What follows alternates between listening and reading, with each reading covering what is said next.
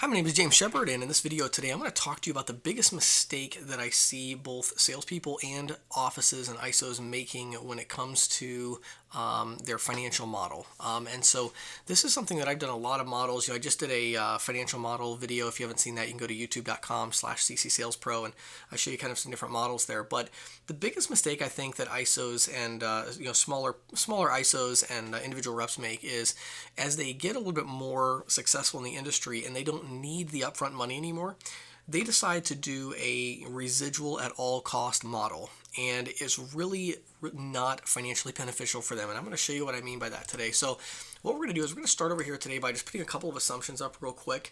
There's really only two assumptions that matter when we're talking about comparing the idea of taking an upfront bonus or not taking one. And so we're going to put the lifetime in months.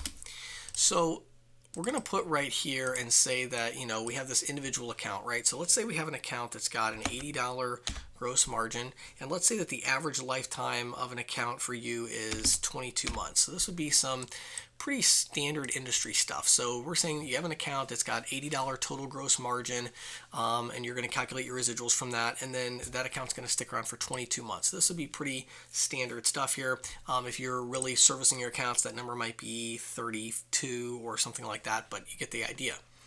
Then down here, we're going to create two options. We're going to have our option A, and we're going to have option B. Now, the interesting thing about this is that you can have these two options where it's two different, Schedule A's. One of them has an upfront bonus, one of them does not. So let's say that option A has a 0 upfront bonus, and let's say that option 2 has a $300 upfront bonus, okay, on this particular deal. Now again, each deal is going to vary, and so it's going to change, on each deal. And that's why one of the things I'll say right off the bat is that it's very important to make sure you have a compensation structure where you can pick which deals are going to go on which schedule. So if you get nothing else out of this video at all, the number one most important thing is that you must be with a processor that allows you to put some deals with an upfront bonus and a lower split, and other deals with no upfront bonus and a higher split. That's the most important thing. So then let's look down here at our percent residual. And let's say that option A, because there's no upfront bonus, let's say we're getting a 70% split on that one. And let's say that option B, because we are getting an upfront bonus, let's say that we're getting a 50% split on that one, okay? Now, there's a couple ways that we can look at this. The first thing we'd want to look at is our lifetime value. So the way we figure our lifetime value is really, really simple. We just take our total upfront bonus, and then we just add to that the total value of the residual for the life of the account, which is going to be our gross margin of $80 times the percentage value, so 70% of $80 times 22 months, close parentheses twice and hit enter, and that's $1,232. Okay, we could do the same thing over here and say that it equals the upfront bonus plus the lifetime value of the residual, which is going to be $80, times 50%, times the number of months, and it's 1,180. So you can see that even after 22 months, at 22 months, the option A is just now starting to break even with option B, where you got the $300 up front. Now, there's something called a time value of money. And so, yes, this model works great if the average lifetime of your account is like 60 months, but it's probably not. It's probably closer to 30 or whatever. And so it may look like the best plan to get more residual because you're like, yeah, but when I have an account and it does get to 22 months, then I'm going to make all this money long term. And that's true to a point. But the problem is that on average, you're going to have some accounts that are going to cancel. And so you've got to look into that and see, maybe you have a 6-month clawback where if the account stays with you for at least 6 months, you don't ever have to pay the upfront bonus back. Well, then how many accounts are going to cancel between 6 and 12 months or 6 and 22 months?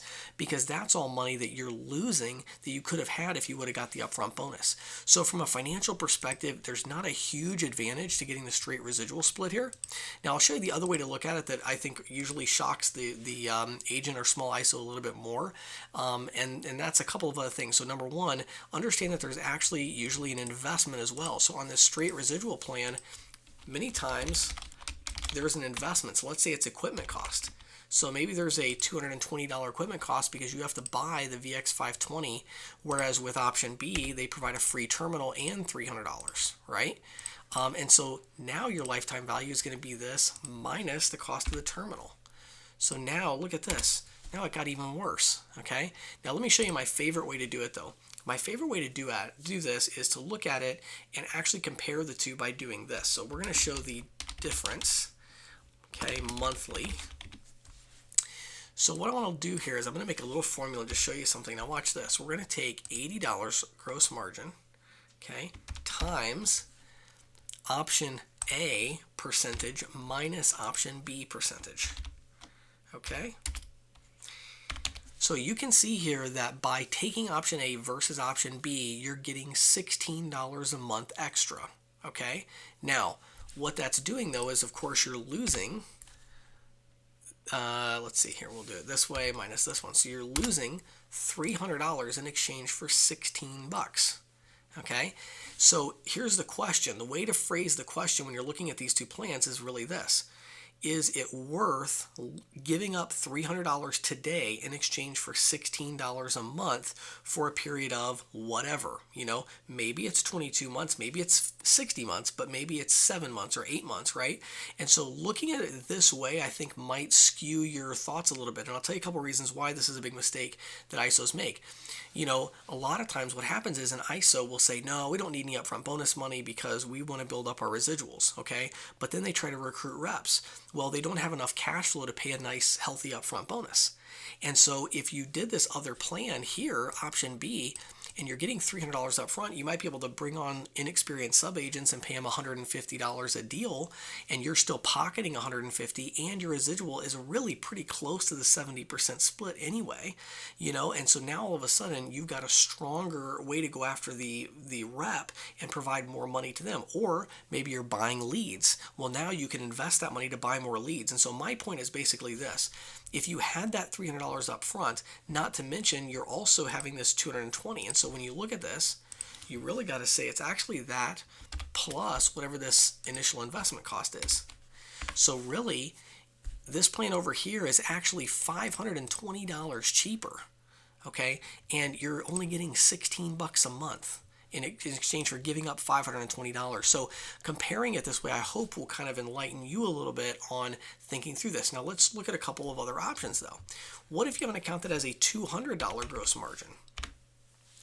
Well, now it's a little different, isn't it? Now we're talking about giving up 40 bucks a month and it's $520. I mean, that's actually not that bad because now we could even do a little break-even analysis here, right? We could say this divided by this, and what this will tell us is that well, it's actually not currency. Let's reformat that here.